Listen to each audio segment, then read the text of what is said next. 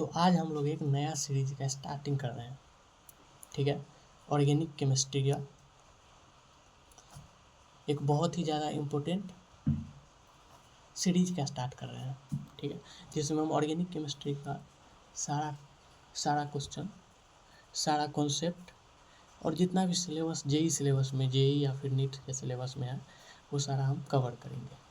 ठीक है, तो जेई या फिर किसी भी कॉम्पिटिटिव एग्जाम के पर्सपेक्टिव से जो ऑर्गेनिक केमिस्ट्री के सबसे ज़्यादा इम्पोर्टेंट चैप्टर है, या फिर इवन पूरे केमिस्ट्री का जो सबसे ज़्यादा इम्पोर्टेंट चैप्टर है, जिसका नाम है जनरल ऑर्गेनिक केमिस्ट्री।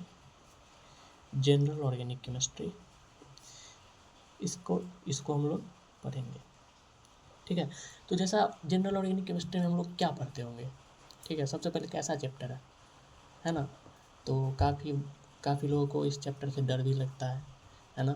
काफ़ी बार इसमें अगर कॉन्सेप्ट अगर बिल्कुल क्रिस्पी क्लियर नहीं हो तो समझने में या फिर क्वेश्चन बनाने में क्वेश्चन गलत हो जाता है। ठीक है, वैसे तो है ये मोस्ट स्कोरिंग चैप्टर, पूरे केमिस्ट्री का सबसे ज़्यादा स्कोरिंग चैप्टर है, लेकिन अगर ये आपको नहीं आता है तो आप इससे मार्क्स बटोरना छोड़िए, आपका मार्क्स नेगेटिव में भी आ सकता है, क्योंकि काफ़ी ज़्यादा कॉन्सेप्चुअल चैप्टर है ये।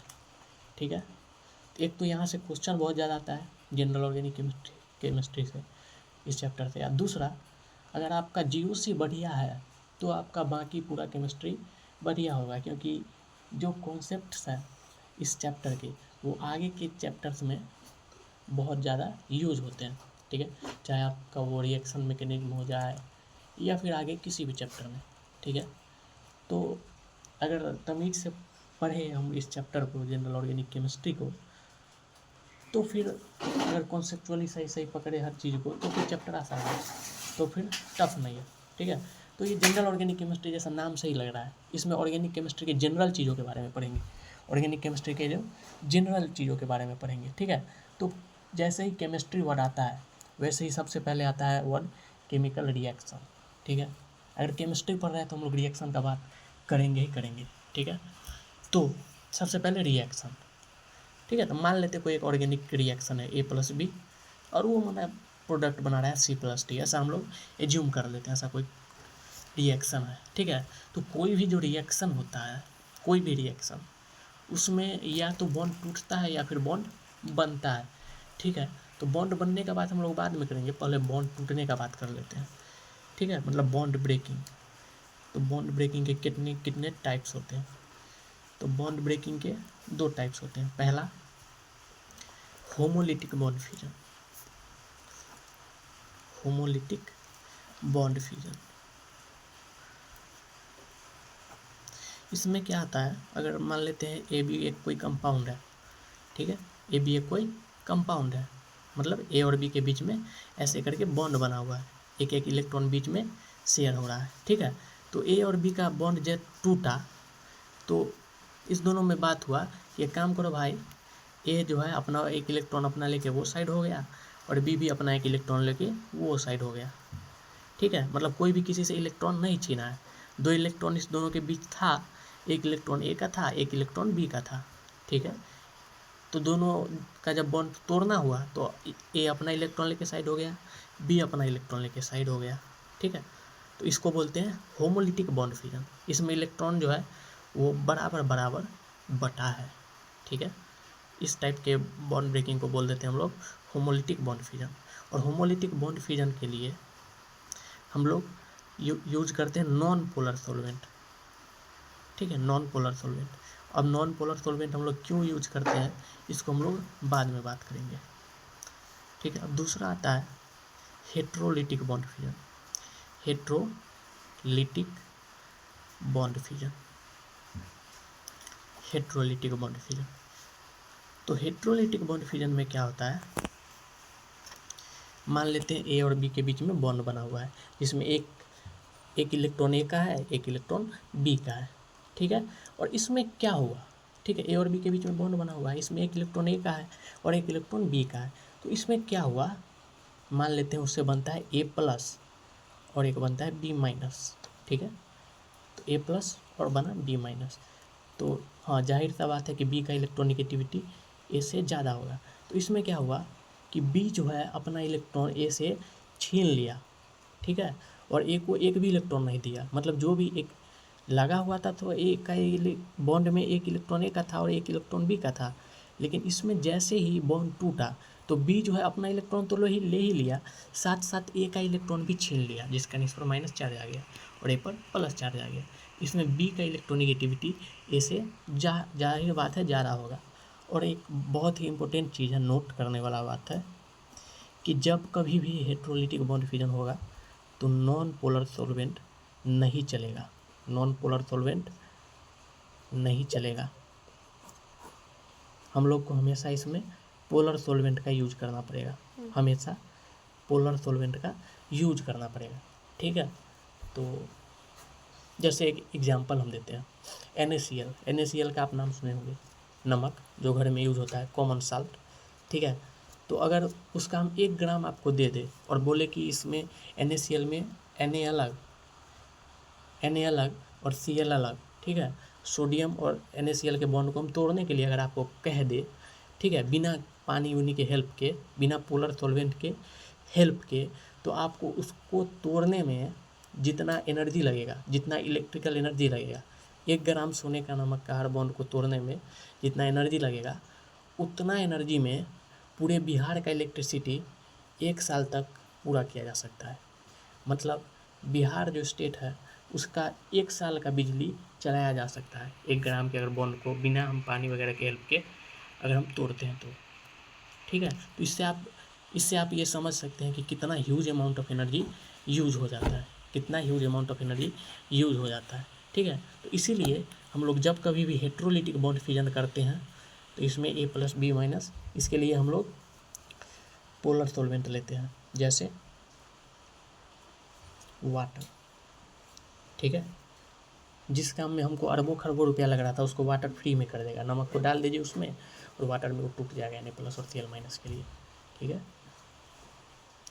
तो बॉन्ड ब्रेकिंग ख़त्म हो जाता है इसका, ठीक है। तो पॉइंट टू बी नोटेड क्या है, पॉइंट टू बी नोटेड कि अगर पोलर सॉल्वेंट होगा, अगर पोलर सॉल्वेंट दिख जाए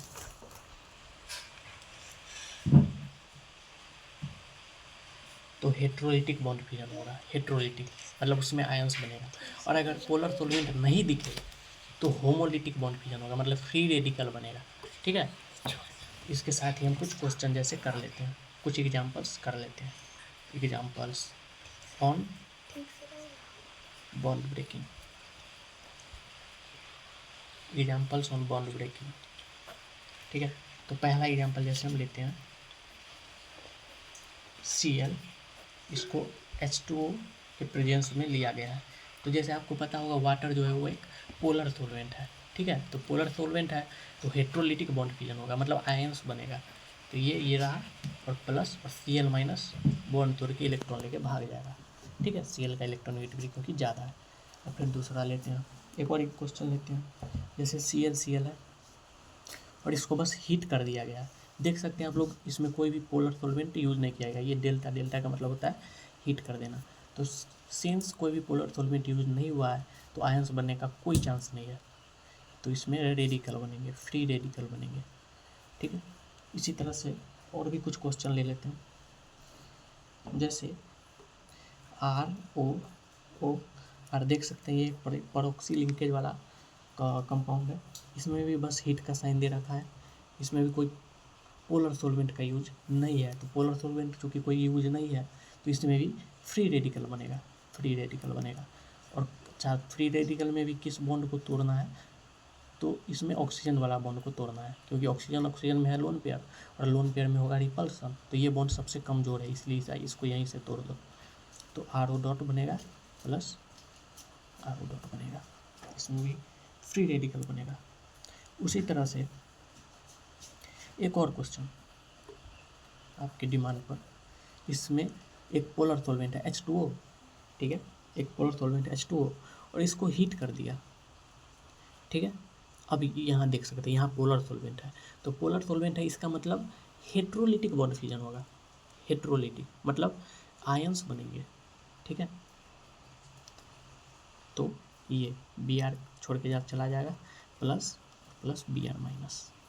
ठीक है, तो ये कुछ क्वेश्चंस है जिसको आप नोट कर सकते हैं, कुछ इंपॉर्टेंट क्वेश्चंस है इसमें। ठीक है, तो इस तरह से हमारा बॉन्ड ब्रेकिंग का कुछ जो चैप्टर है वो समाप्त होता है। अब हम लोग थोड़ा सा बात ऑर्गेनिक के हिसाब से थोड़ा सा बात हम अब लोग कर लेते हैं बॉन्ड एनर्जी का। तो बॉन्ड एनर्जी होता क्या है? ठीक है, तो इसमें लोग काफ़ी सारा गलत डेफिनेशन बॉन्ड एनर्जी का काफ़ी बार देते हैं। अगर उनसे पूछा जाता है बॉन्ड एनर्जी तो वो बोलते हैं कि जब कोई बॉन्ड बनता है तब जो एनर्जी रिलीज होता है। ये डेफिनेशन बिल्कुल गलत है। या फिर कुछ लोग ये बोलते हैं कि बॉन्ड को तोड़ने में जो एनर्जी लगता है वो बॉन्ड एनर्जी है। ये भी सही नहीं है, क्योंकि इसमें कुछ पता ही नहीं चल रहा है क्या बोलना चाह रहा है, इन बॉन्ड को तोड़ना कैसे है। ठीक है, तो बॉन्ड एनर्जी का हम आप लोग को सही डिसीजन देते हैं, सही डेफिनेशन देते हैं। तो बॉन्ड एनर्जी क्या होता है? बॉन्ड एनर्जी कुछ नहीं होता है, जैसे ए बी के बीच में बॉन्ड बना है, ठीक है, तो बॉन्ड एनर्जी वो मिनिमम एनर्जी होता है जो चाहिए बॉन्ड को तोड़ने के लिए। ठीक है, minimum energy required, minimum energy required, minimum energy required होता है। तो सवाल अब ये उठता है कि मिनिमम एनर्जी कब लगेगा। ठीक है, तो सवाल ये उठता है कि मिनिमम एनर्जी आखिर कब लगेगा।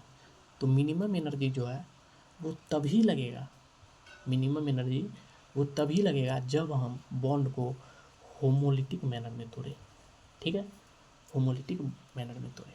तो जब कभी भी आपसे पूछा जाए बॉन्ड एनर्जी के बारे में तो हमेशा कहिएगा कि कंपाउंड को होमोलिटिक मैनर में तोड़ने के लिए जो एनर्जी लगता है उसको बोल देते हैं हम लोग बॉन्ड एनर्जी। ठीक है, ये चीज़ ध्यान रखिए। जो बॉन्ड ब्रेकिंग वाला जो सेक्शन था वो समाप्त होता है। अब इसके बाद हम लोग इलेक्ट्रॉनिक डिस्प्लेसमेंट इफेक्ट का बात करेंगे।